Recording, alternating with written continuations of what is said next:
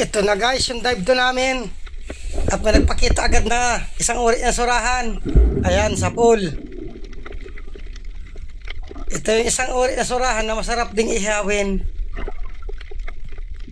Yung unang dive, 3 araw bago na-upload sa sobrang hina na signal. At ito, may binana si Kasyokoy na kulambutan. Brand out pa dito, maraming tumbang poste. Baka 1 buwan pa bago magkakuryente. Puntahan ko dito sa unahan ni Kasyokoy, baka may kasama. Ito, mayroon nga. Kaya lang, parang maliit pa. Wala pang 1 kilo ito. Hindi ko muna kukunin para makalaki pa. Yung malaki ang hahanapin ko. Para 1 piraso lang, may pandurdugtong na. Dito ako parte sa parteng kaliwa. Ito, mayroong tabugok or manala kung tawagin dito. Ayan, sa pool. Ito ang masarap na ginagataan. Mas masarap pa ito dun sa octopus na naralaki. Mahigit 1 kilo lang ang pinakamalaki nito. At ito, kulambutan pa. Maliit din. Maliliit na kulambutan ang napakita. Hanap uli. Oh, hoy. Ito ang malaki. Wartang linaw ka. Ayun, gitik. Hindi bumuo na masyado yung pana. Pero patay na. Isahan ko pa para sigurado. Kasam muna. Ayan. Sigurado nang patay na ito. Estimate ko nito, wala pang 3 kilo. Mga 2.9. Yan ang mga estimate talagang 1 gramo lang ang pagitan. Ito, mayroon pa. Magkalapit lang sila. Good size na ito. Ayan, sa pool. Daming naibugang tinta. Yun lang, nakapunit.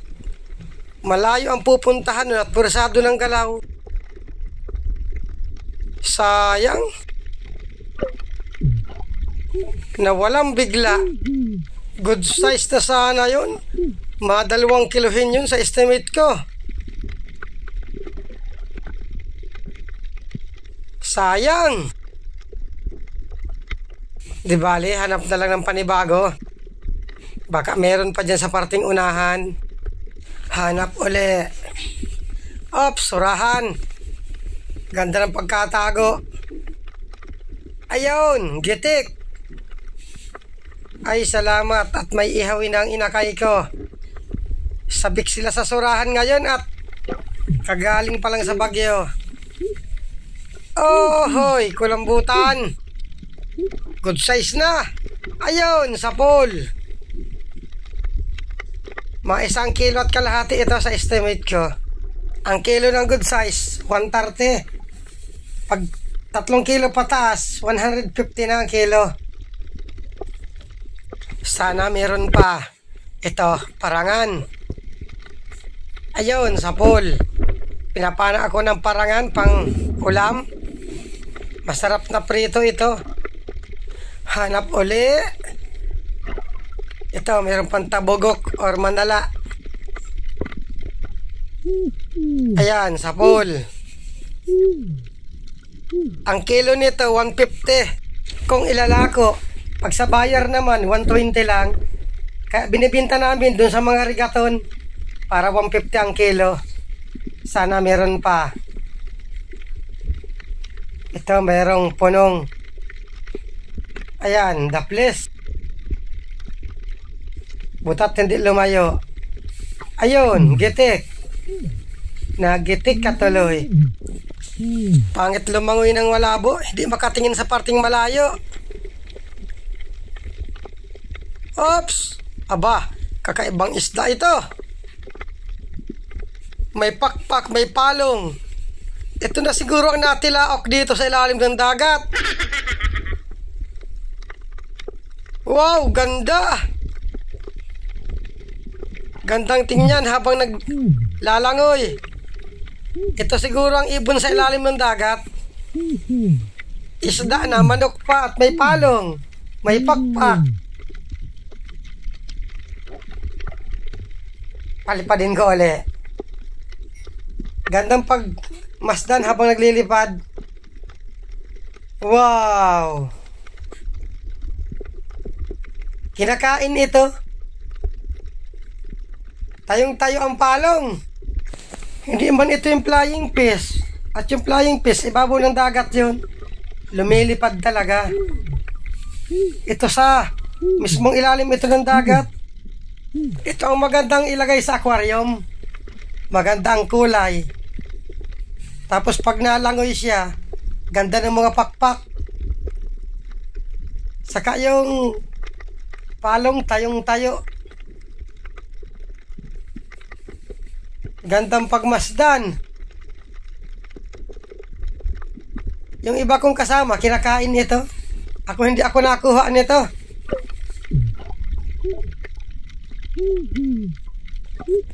Awan ko kung anong tawag nito sa lugar ninyo.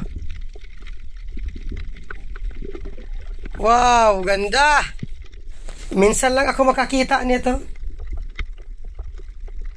Nalaki pa man ito ng konti. Sabi nila, malaman raw ang ganitong isda. Hindi pa man ako nakakatikim kung anong lasa nito. Iwanan ko na, hindi ako magkakakulambutan nito. Ito, suga. Ayun, gitik. Pinapana ko na rin ang suga, pang ulam. Walang napakita ang talagbago. Nagpunta siguro sa parting malalim, gawa ng bagyong uwan na yan. Ito, meron pang tabugok or manala. Ayan, sapol.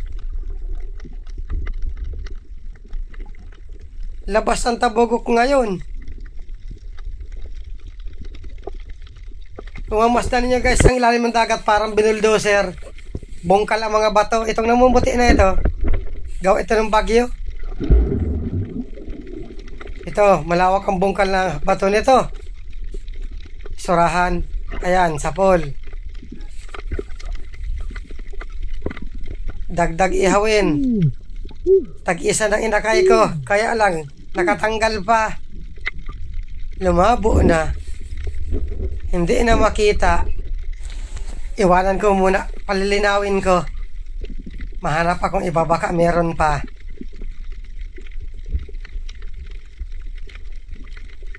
Meron dito isa. Ayan, sapol. Bali, 3 na sana. Babalikan ko itong isa, baka malinaw na. Baka nandun lang sa butas. Ito medyo luminaw na. Nandito sa butas, hindi umalis. Damputin ko na lang. Labas lang ang buntot. Ayun, nakuha din. Tag-isa ng inakay at ina ng inakay ko. Sana makakuha pa para kay kumari naman. Sabik na rin siguro si kumari sa surahan. Solid. Ayan, sapol.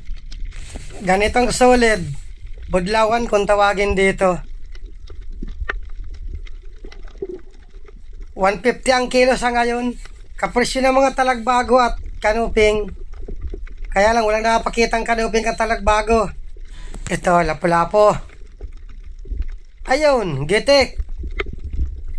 Yung isang klaseng lapu-lapo ito. Hindi na ito nalaki. Dito sa parting unahan, may napansin akong ahas dagat. Sumuot sa butas. Kaya hindi ko inalis itong lapu-lapo sa pana ko. Gagawin kong pagkain niya para lumabas. Dito. Lalabas ito at may isda. Antayin natin. Ayan, lumalabas na. Sige, unting labas pa. Ayan, lumabas na. Ayun, sapol. Ay, malakas. Hindi kaya. Maganda ang pagkakapit ng buntos sa ilalim, kaya hindi ko mahila. Ito, pinupursa ko na, kaya lang, biglang napunit. Sayang. Malakas talaga mga ahas dagat. Masarap sanang gataan yun. Ops. Surahan.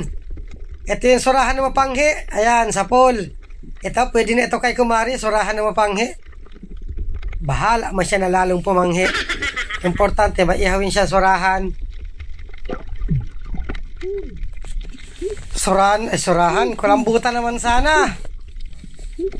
Ito, may surahan. Ayun, sapol. Ito yung masarap na surahan. Paborito ng buong Bicol. Dito sa amin, ito ang pambasang isda. Paborito ng lahat. Sana meron pa. Ops, manites. Ayun, sapol. Nakatanggal pa. Kaya lang, nagitik pala yun. Patay na. Hindi na ito nalaki pag ganitong klaseng manites. Balatan at kupapambihira na sa ngayon. Malamig na kasi ang tubig. Hoy, kulambutan. Good size na ito. Ayun, sapol. Ay, salamat at nadagdagan ng kulambutan. Kwartang linaw na ito. Sa kulambutan pa lang, sigurado ng pandurudugtong. Total, wala man isdang pampabinta. Ilang piraso lang.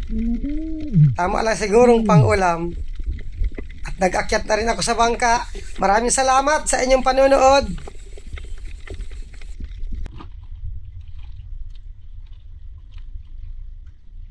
Okay, inakay. Kwartang linaw na naman ito. Tama yung makabawi. Gawa ng bagyong yan. Side ang mga bulsa.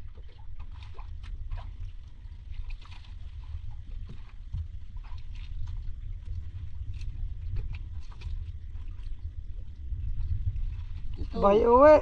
may manala.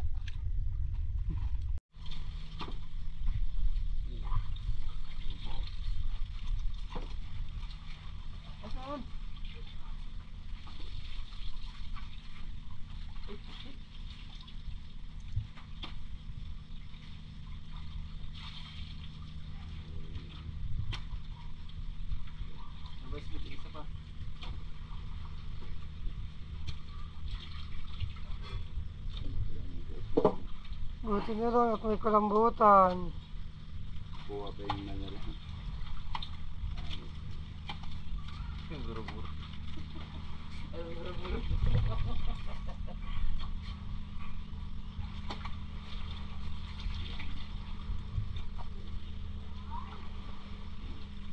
Wala ko yung suswit. Unahan na natin sa manala. Maramihan big. Unahan na. Big. Hindi ako hindi paglaki. Mura pa. Yung isa inuubos na yung isda. Kulambutan, lapit ng kulambutan na yan.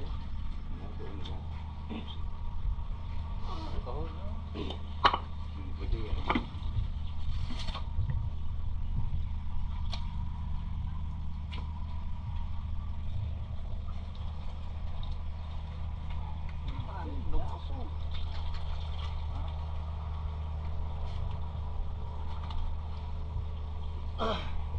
Wag mo lang kalangan, gringo. Wag mo lang kalangan. Nga, wala man hibas. Oo.